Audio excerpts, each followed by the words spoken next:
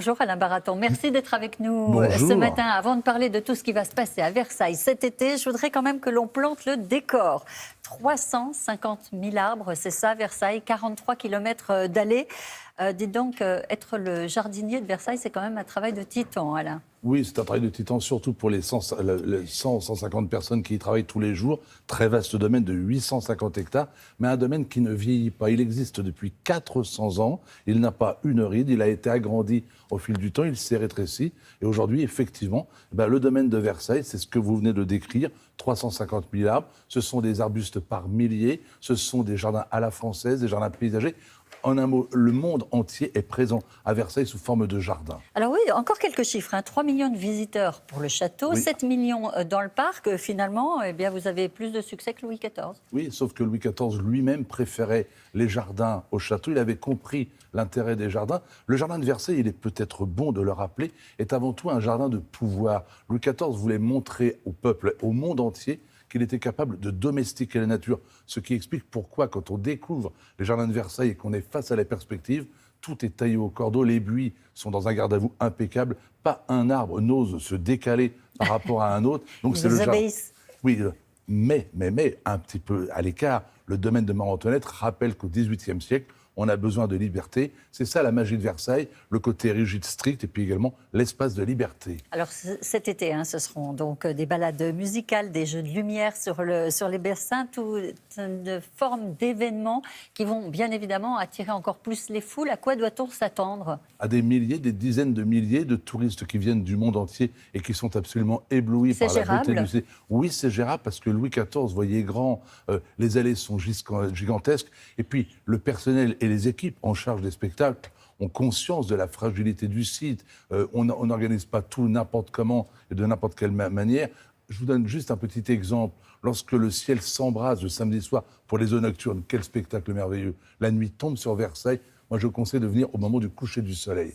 Vous avez une vision extraordinaire. La nuit, le ciel s'embrase pour les feux d'artifice. Le lendemain matin, plus aucune trace. Tout a été nettoyé. Nous avons conscience de la fragilité du site. Notre métier, c'est pas seulement de l'entretenir, c'est de le transmettre aussi. Alors une question toute bête, à quoi ça ressemble vos journées ?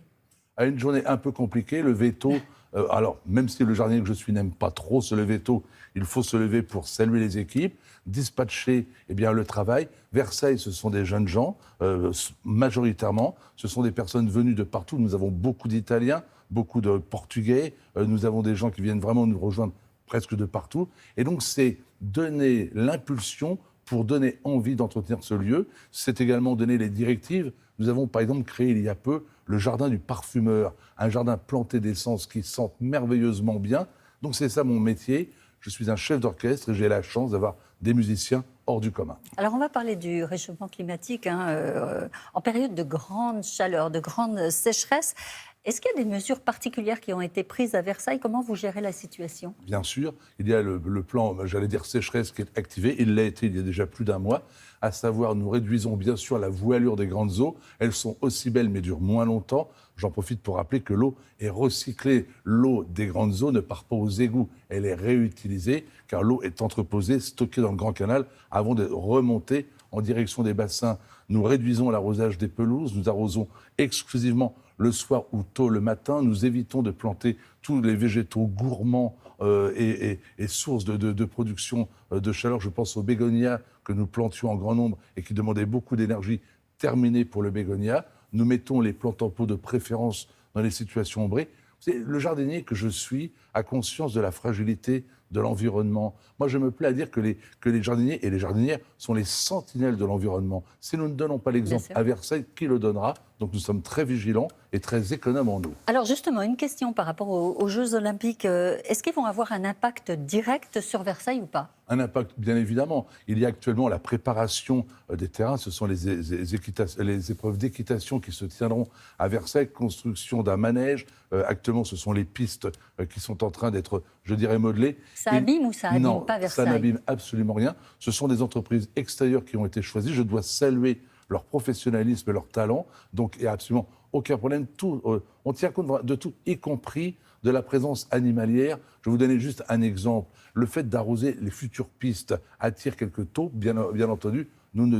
Malheureusement, nous ne chassons les taupes que lorsqu'elles viennent là où elles n'ont pas de raison d'être. Partout ailleurs, nous en prenons soin. Alors, vous êtes jardinier à Versailles depuis 1982. Vous faites presque partie du décor. Une longévité qui dépasse d'ailleurs le fondateur de jardin, André Lenôtre.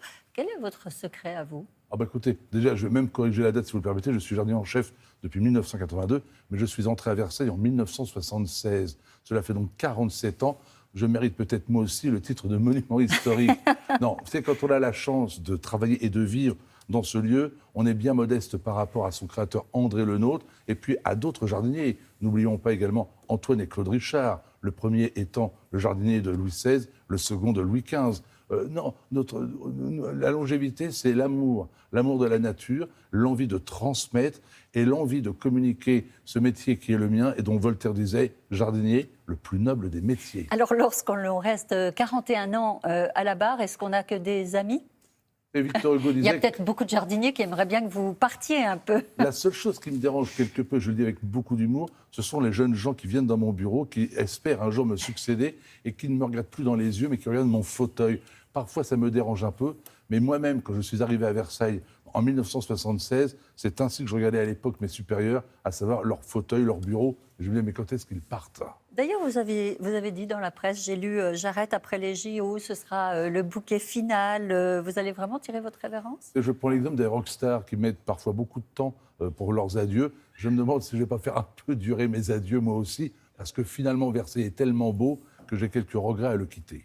Bon, merci beaucoup, Alain Baraton, d'avoir été avec nous. Vous êtes, je rappelle, chef des Jardins de Versailles et auteur de très nombreux ouvrages.